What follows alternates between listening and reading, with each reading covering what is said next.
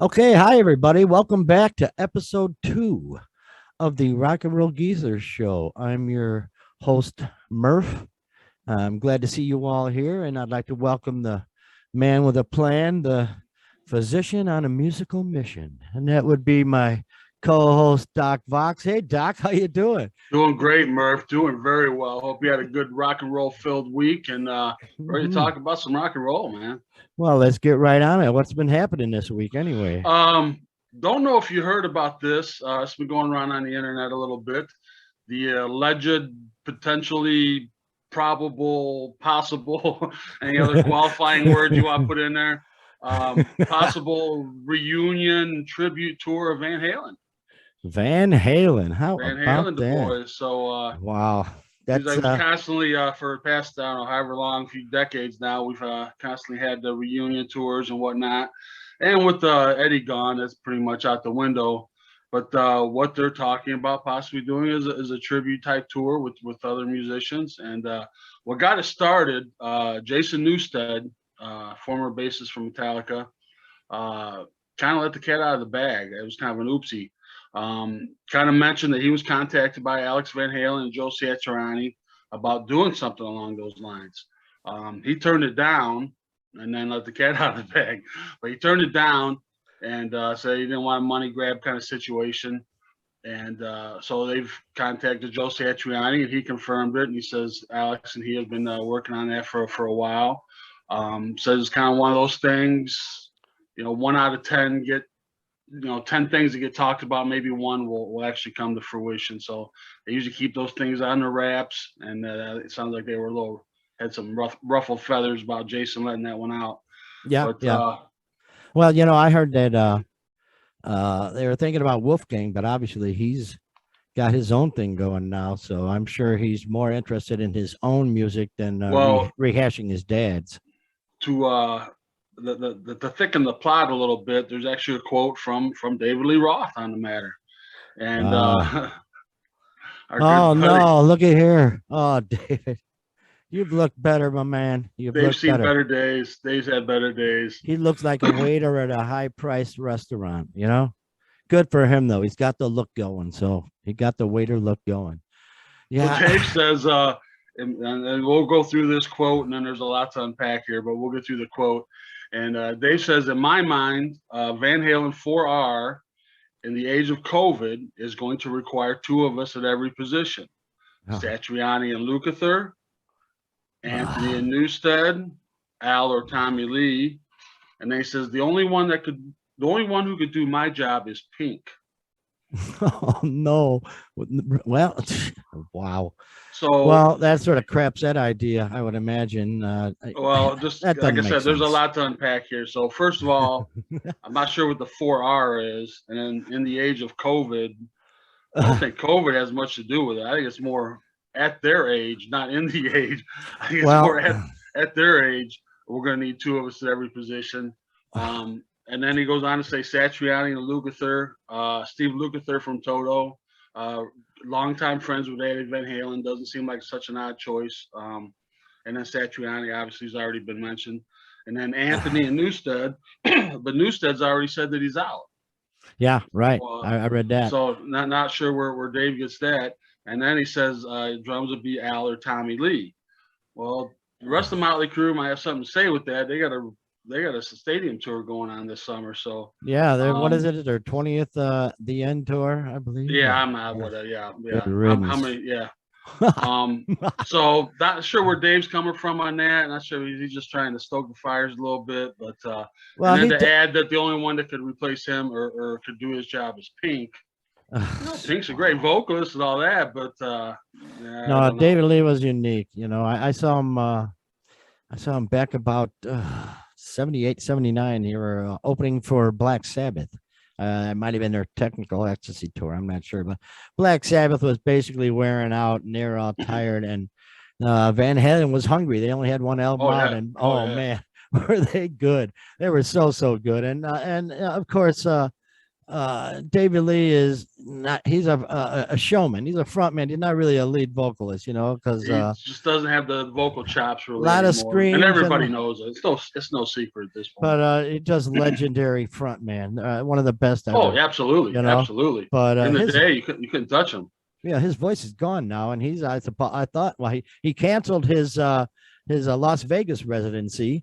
Was going to have one going on and canceled it, and I'm guessing it was poor sales as opposed to COVID, but I'm not sure. And that in this day and age, who knows? But I don't know if that's a real good idea about this Van Halen reunion thing. Yeah, it's To me, I wouldn't be interested in it personally. I wouldn't go to it. I mean, you and I have each seen Van Halen at various stages in their career, and Mhm.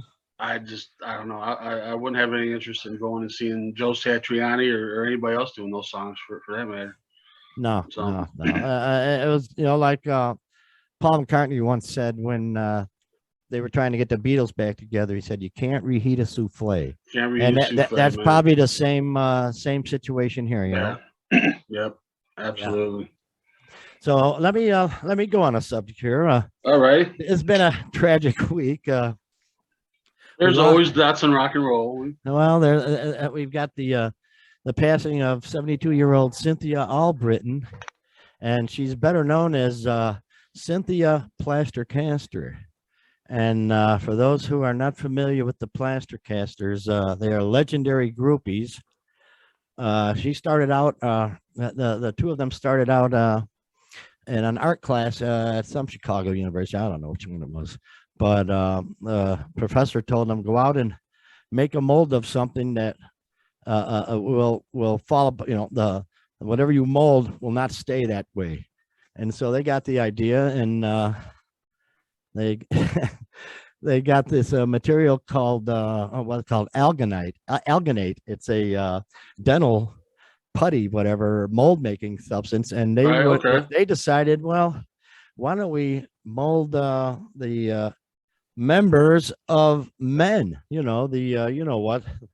schlongs of men when they're hired. Yeah, so that's what they started doing. She did a couple of her friends first, just to check out, make sure that the process worked, and it did.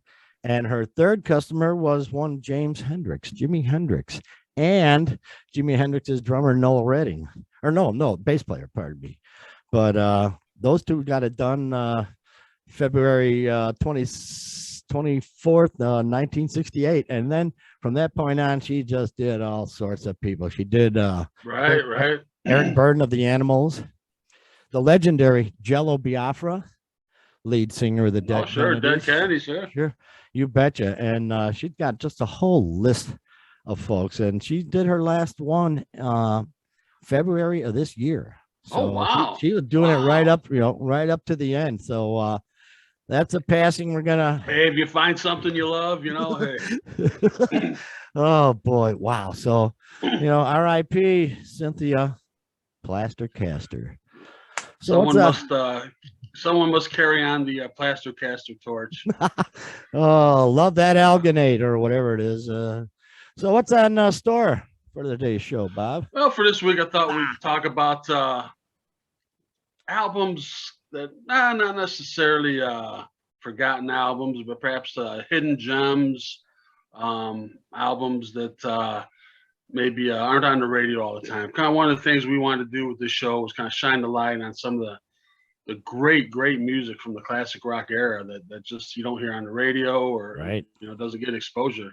And some of these albums that we'll bring up, I'm sure they're we don't want to get too obscure. We're not here to, hey, look at this great album that nobody else knows about. No, these are albums that you could possibly find at a used record store and enjoy on your own. So or CDs. Most of these I'm showing are actually CDs. So so with this, we'll get on. We have our picks for the hidden gem albums of the 70s. So yeah. What you got for us, Murph? Well, I've got a doozy from 1972. Back in the early 70s, when legendary bands roamed the earth, bands like the Johnny Winter Band. We've got the drummer from there, Bobby Caldwell, long hair. That probably took him because of his long hair. We got a bass player and guitarist from Iron Butterfly. You know, good old Iron Butterfly, Inagata Butterfly. DeVita. Yeah. Yeah, they left because they probably figured Doug Engel keeps slurring his words and Ron Bushy's a nomad, so they got the heck out of there. And they pulled the lead singer from Deep Purple, the man who sang Hush. Everybody's Rod familiar with Evans. Rod Evans. He sang that song, and they come up and with a band called Captain Beyond. I've got it right here, Captain Beyond. This is actually an original copy. It's got the 3D cover here, the 3D Okay, yeah, patch I've seen a on it. different cover, right? And yeah. I'm fortunate to borrow this because mine does not have the 3D because I wore the original one out, and it's just one of those albums that's from beginning to end. It's you can't stop listening to it. It's got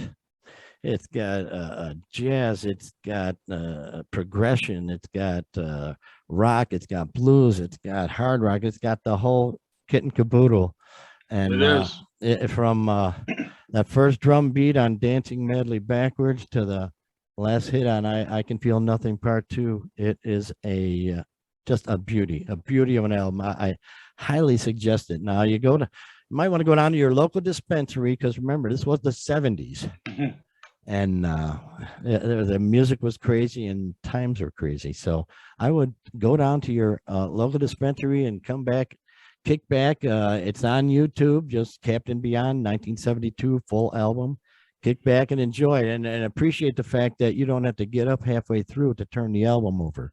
Yeah, but Yeah. don't get me started on anyway. Okay, so that's my pick for number one. I think it's a beaut. So there you go. That's a great album, Mike. If I remember right, on the bottom of the back side, there's a dedication, right? That's right. It's dedicated to a legendary Allman Brothers guitarist, Dwayne Allman. Dwayne Allman. Yes, and listening to this album, it's jazz fusion, it's prog, it's rock, it's blues, and then there's that hint of southern rock, just a little flavor of southern rock in there. Yeah.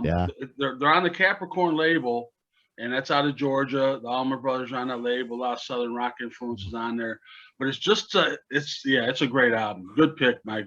Thank you. Murph. So what do you got coming our way? All right, Murph.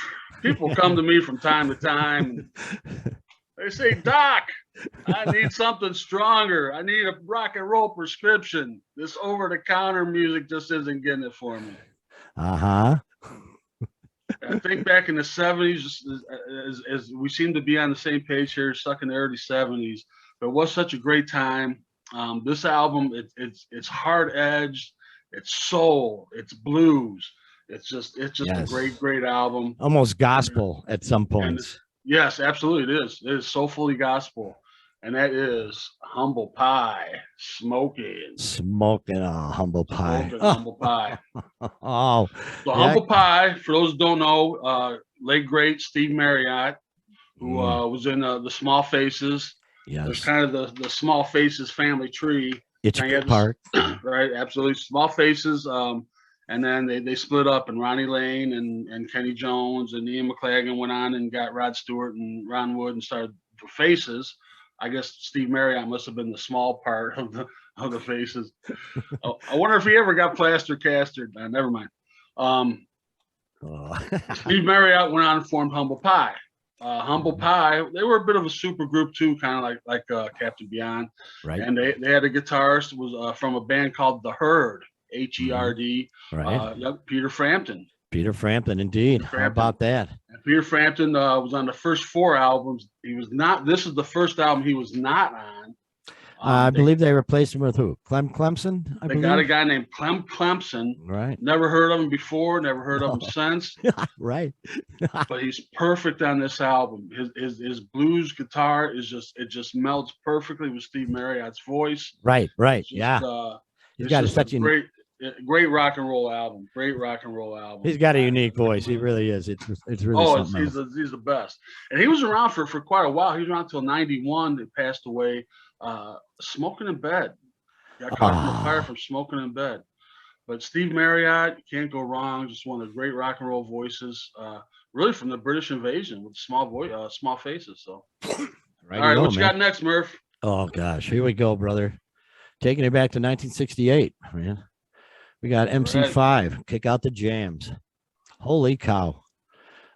Rod Tyner, Mike Davis, Dennis Thompson, Wayne Kramer, brother Wayne Kramer, and Fred Sonic Smith. My gosh.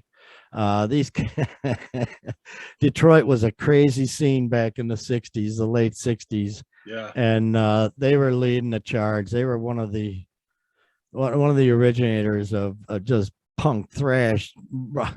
And this album, this album, totally right here. Of course, I have the album.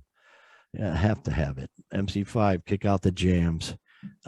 Geez, I don't know what to say about it. It's so perfect. It's no overdubs, no nothing, just raw feedback. Crazy. It's a live album. Oh, their debut album is a live album, which is just as ballsy as you can get, I believe. But yeah, oh yeah, absolutely. And these talk about balls.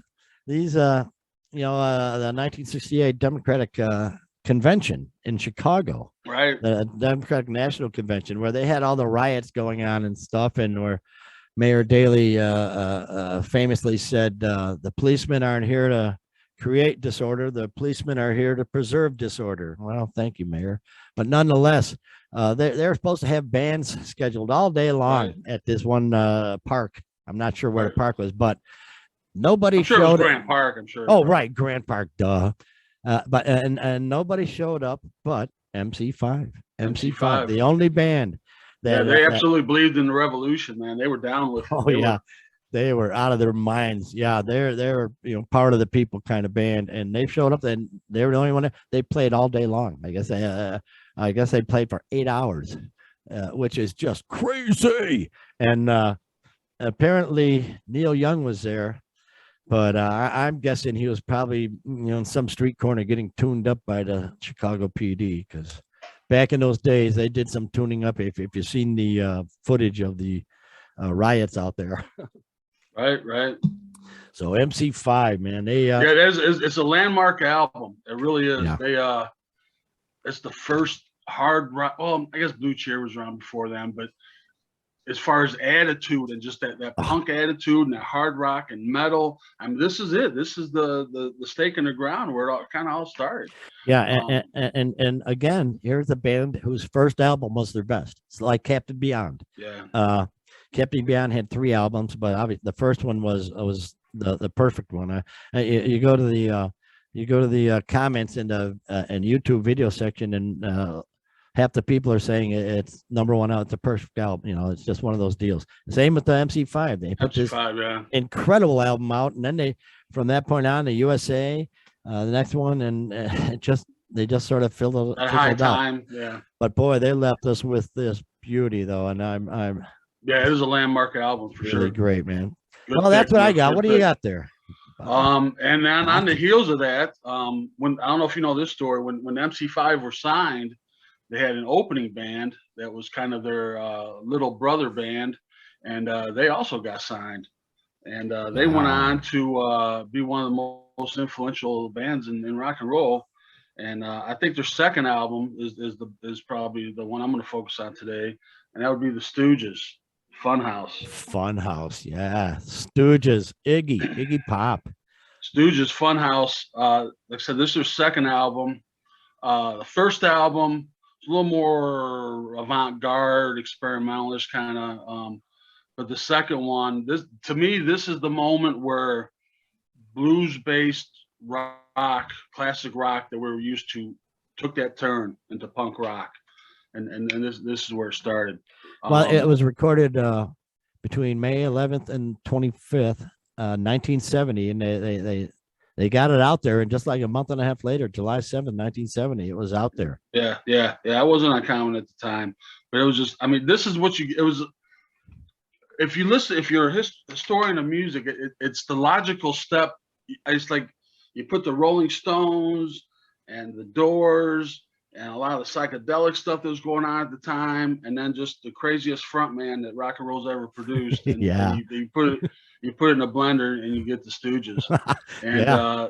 they didn't sell albums at the time, and they didn't care. As far as Iggy knew, they didn't sell any albums. He didn't know.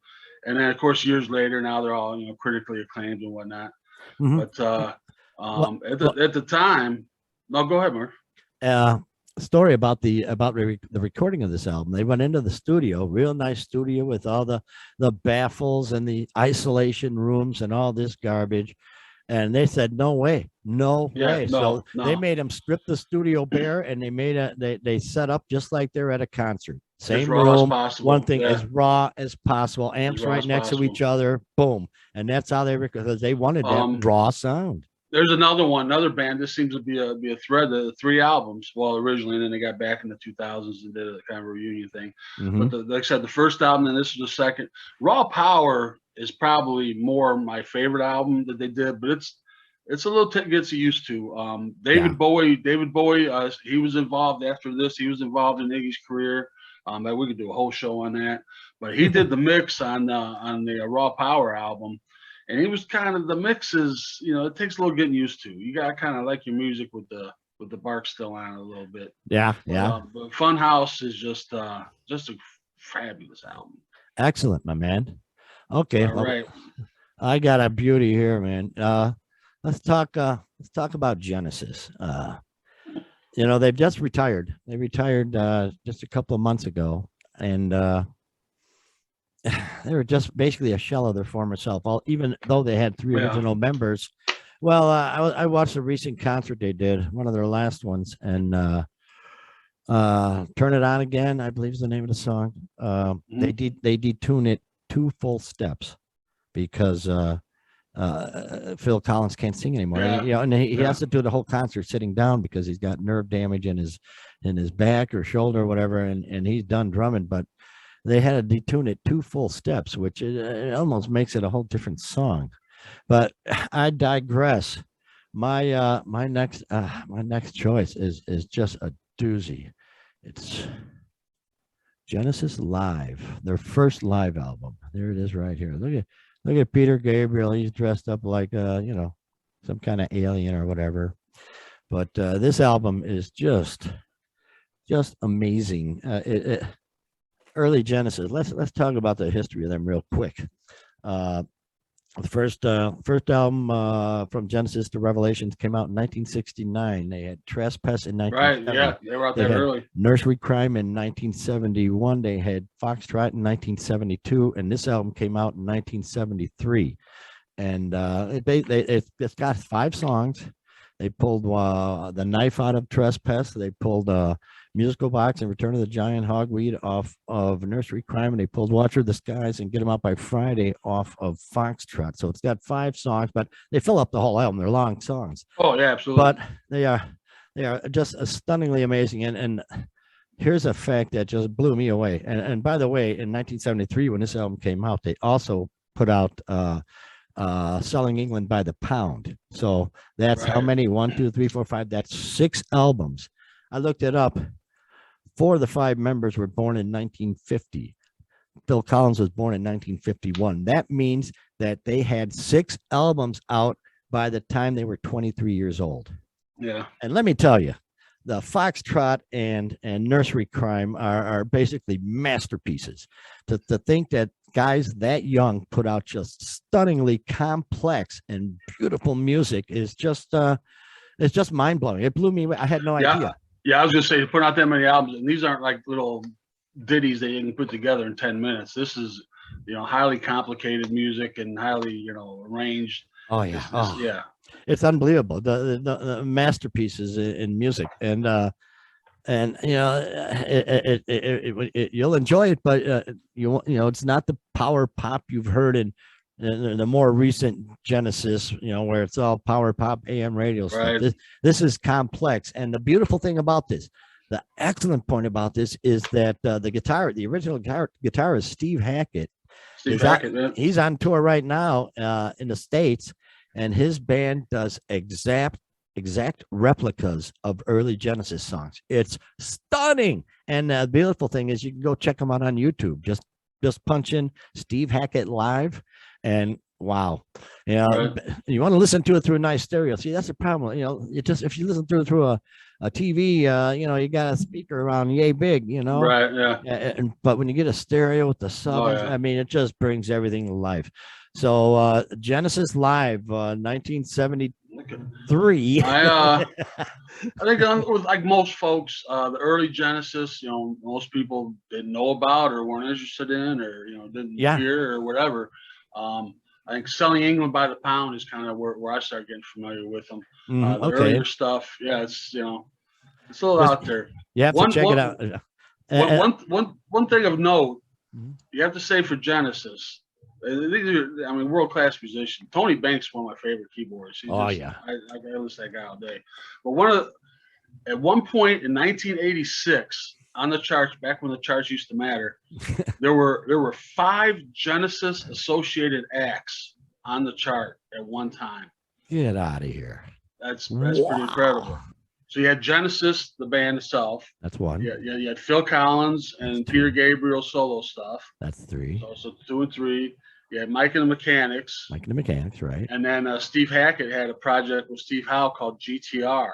Right. They had a one hit When the Heart Rules the Mind. So you had five Genesis associated acts on the chart at one time. So there you go. That tells you about musicianship right there. Man. Very good. Good for that. Well, what do you got laying on? All right, my third one. You got it. It's going back to 1971. It's a little different from the other ones we have, but this is just such a great album. It's Maggot Brain from Funkadelic. Try to get out of the light there. Mike's got the that's excellent. Visuals covered there. This album, if you don't know it, get it, listen to it, find it some kind of way. Sure. This is Funkadelic is the perfect name for this band. They are half funk, they are half psychedelic, and they are all awesome. This album, you can listen to this. There are so many musical styles on this. It just takes you back to a time when bands weren't pigeonholed, where you're this type of band, you play to this type of audience. This is the beat you play. This is now make a song. No, these guys, George Clinton. Clinton, yeah. He was the brains behind the whole Parliament Funkadelic conglomerate, to me, this is their masterpiece. They had a lot of great albums, actually. I can listen to several of them, but this one, Maggot Brain, what starts off has got a funky little intro to it, but the first song is a 10-minute instrumental. Guitar player Eddie Hazel. If you don't know this guy, check out any of his work. This guy, he was David Gilmour before David Gilmour. If you listen to this, if you didn't know better, you'd swear this is a Pink Floyd guitar solo. You're talking about the song Maggot Brain, right? Yeah. Yes. Yeah. Yes. Right. Yeah. Just phenomenal, phenomenal, man. It's just, I can't say enough about this album. If you don't know it, find out about it. I'm telling you about it. Go get it. Go listen to it. You'll thank me later. 1971 Maggot Brain, Funkadelic. So how do you think I look with an afro? That looks great, actually. Yeah. Very cool. Yeah. It goes well with the beard. We'll work on that. Funkadelics. Yeah. You know, of course, I had friends who had older brothers who had all these albums and stuff. Maggot Brain, Free Your Mind and Your Ass Will Follow. Right. All them ones. And then actually, you know, back in the 70s, I'm just, you know what I mean by the 70s, you know, we'd be cruising around and Beaker Street would come on, which is a radio station down there in Little Rock, Arkansas. And at like 11 o'clock, they would change their signal pattern and we would get it. And they'd be playing all this weird stuff. And Maggot Brain was one of them. I remember that very well. But yeah, these you know, the godfather of funk is George Clinton. So it's definitely a must listen to. Yeah, and the musicians on this are just Bernie Worrell. He's a guy, he's been around forever and played on a lot of funk albums. Just great album. They had Bootsy Collins for a while. He's not on this album, but he was on there for a while. I've seen him with him. He was with them for a while. Well, I'm going back to my punk. I've got quite a few punk records, and I'm going with the Dead Boys. The Dead Boys. Yeah. There they are right there. They're a handsome looking bunch, huh? Stiv Bators, Jeff Magnum, young, loud and snotty. Jimmy Zero, Cheetah Chrome, Johnny Blitz. You know, this album came out in 1977. They're out of Cleveland, and it's just raw, nasty. Great songs all the way through. Really a good punk act that, you know, just a lot of good hooks and everything. It's just very cool. Beyond that, I don't really have much to say about them. I could talk quite a bit about the Dead Boys. That's right up in my wheelhouse. The whole CBGB scene. They're originally from Cleveland. Right. They were called Frankenstein when they started in Cleveland. Went to New York with the whole CBGB scene, and quickly they just fit right in on that. Changed their name to the Dead Boys, and they were a big part of that scene. Hilly Crystal, the owner of CBGB's, managed them. This was the band that he saw potential in. Of all the ones that, you know, the Ramones and Talking Heads and, you know, all the other bands that were there, this is the band that he saw potential in. And if somebody comes to my house and they, Bob, I want to hear some old punk, you know, not the Ramones or not the Sex Pistols, but something a little different, this is what I play for them, Dead Boys. It's that perfect link between classic rock and punk and Dead Boys. They did 2 albums. I got their second one here. We have Come for Your Children. Not too bad. You know, it's kind of a second continuation of the first album. Some of it they actually, kind of make a parody of themselves a little bit, and then they kind of died off. And then later, Stiv Bators got into a band called Lords of the New Church, and I really enjoyed this album. This is a great album. But yeah, Dead Boys, great pick, Mike. Great pick. Okay. Well, looks like it's about that time. We're at the 30-minute for one more? Nope, we're running out of time, man. We'll have to save it for the next show. Want to thank you all for stopping by. Want to thank you, Doc, of course, for your knowledge. It's always appreciated. And we will see you next time. All right. Have a great rock and roll filled week.